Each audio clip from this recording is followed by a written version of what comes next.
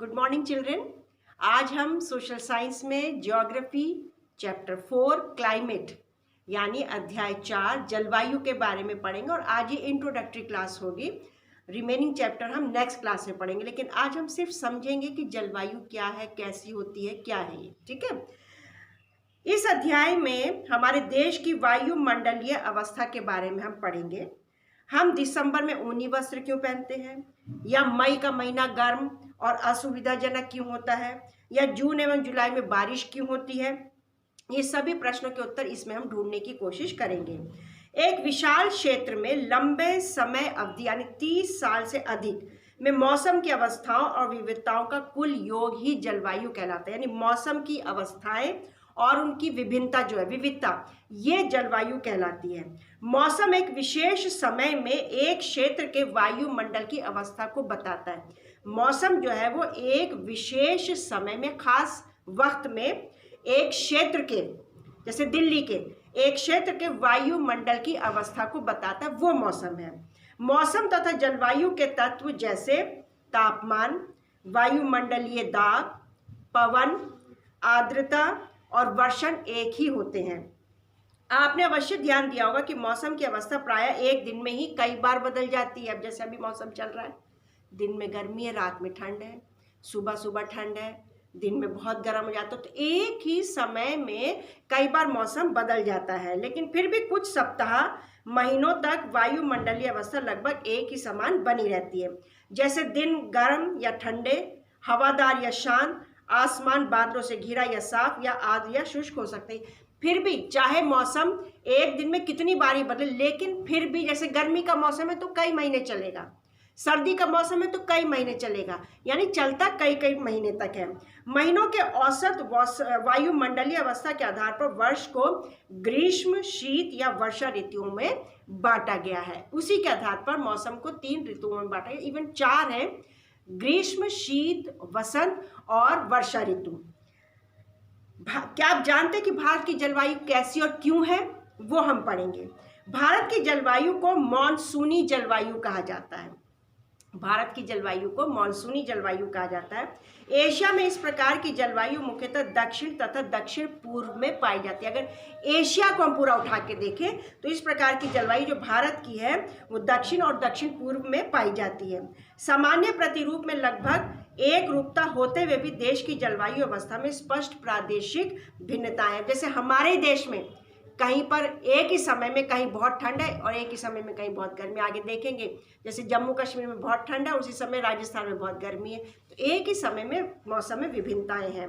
हम 2 महत्वपूर्ण तत्व तापमान और वर्षण को लेकर देखेंगे कि एक स्थान से दूसरे स्थान पर तथा एक मौसम से दूसरे मौसम में इनमें किस प्रकार की भिन्नता पाई जाती है।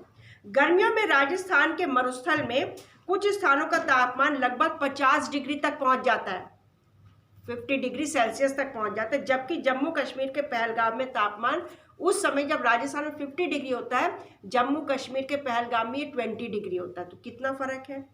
सर्दी की रात में जम्मू कश्मीर में, जब सर्दियां आएंगी, अब जैसे सर्दियां आने वाली ना, तो जम्मू कश्मीर में -45 होता है, बर्फ जम जाती है। दिखाते ना टीवी में, डल झील जो है, डल लेक में बर्फ जम गई, लोग उस पर चल रहे हैं। मतलब इतनी ठंड होती है जम्मू कश्मीर में कि -45 डिग्री हो जाता है। और वहीं अगर साउथ इंडिया की तरफ चले जाए, तिरुवनंतपुरम में, वहां पर तापमान 22 डिग्री होता है। कितना फर्क है।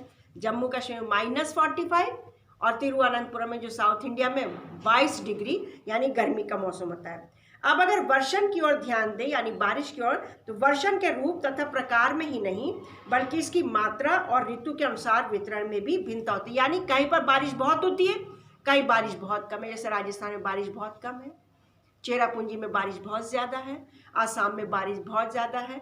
ये हम देखेंगे। कहीं पर बारिश पानी के रूप में पड़ता है तो कहीं पर बारिश जो है वो बर्फ़ के रूप में पड़ती है। ये देखेंगे। हिमालय में वर्षण अधिकतर हिम के रूप में होता है।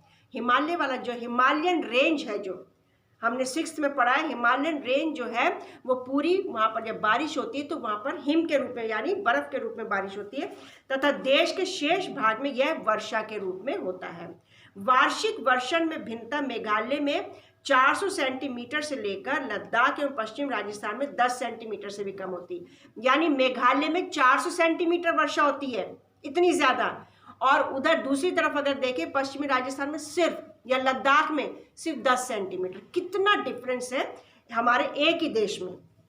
देश के अधिकतर भागों में जून से सितंबर तक बारिशें होती हैं, लेकिन कुछ क्षेत्रों जैसे तमिलनाडु तट पर अधिकतर वर्षा अक्टूबर और नवंबर में भी होती है। अभी हमने देखो कल टीवी में देखा ना, हैदराबाद में बाढ़ आ रही है, इतनी बारिश हो गई। अक्टूबर का महीना है, जबकि हमारे यहाँ से बारिश जा चुकी है, सितंबर में एंड हो गया। इसी चैप्टर में आगे हम पढ़ेंगे मॉनसून का आगमन और मॉनसून की वापसी।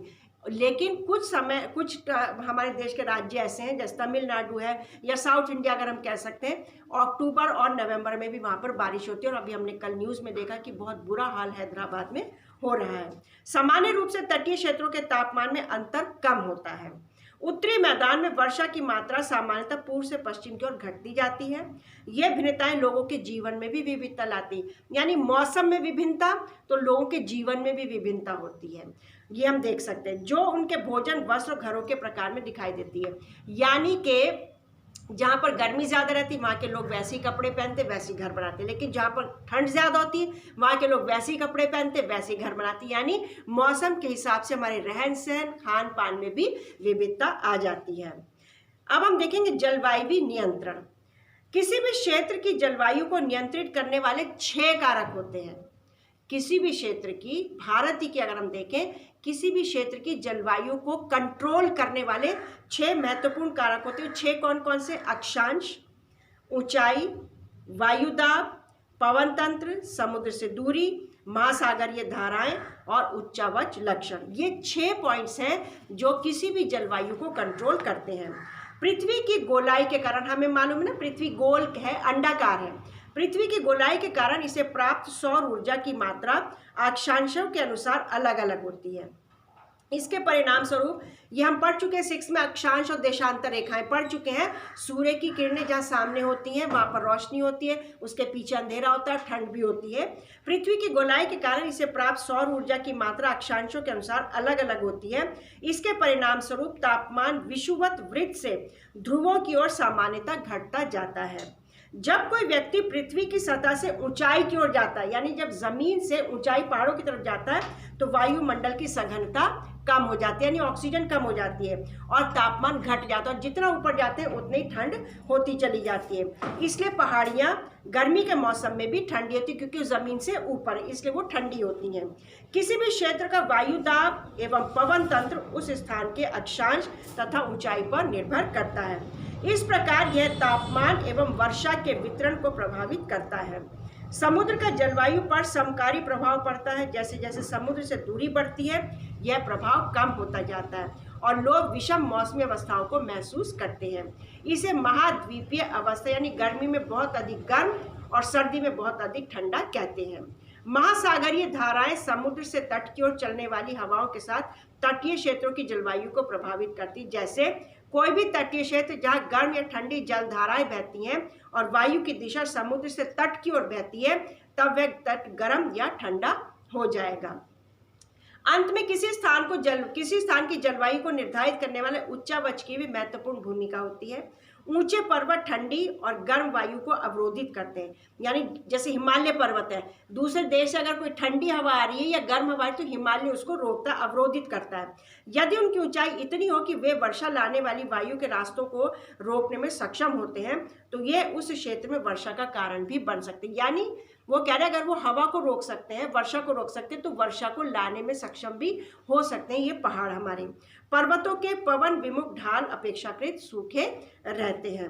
तो इसमें अभी हमने बेटा 6 पॉइंट्स पढ़े हैं कि किसी भी देश की जलवायु को कंट्रोल करने वाले। फिर हमने देखा कि कैसे भारत की जलवायु क्या है, क्या इसकी डिटेल्स, जैसे अभी हमने देखा अक्षांश, वो हम आगे पढ़ेंगे।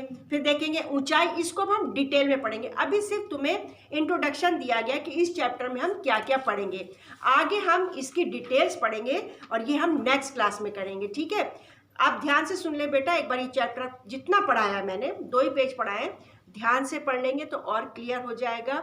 जो क्वेश्चन आंसर्स भेजे जाएंगे वो कर लेंगे, और जो तुम्हारी यूटी की हार्ड कॉपी है वो संभाल कर रखना। जैसे स्कूल रीओपन होगा तुम लोग को ऑर्डर किया जाएगा, वो अपनी हार्ड कॉपी स्कूल में जमा करानी ज़रूरी है। तो उसको खोना नहीं है, ख़राब नहीं करना, उसमें ना कुछ ऐड करना, ना उसमें से कुछ डिलीट करना है।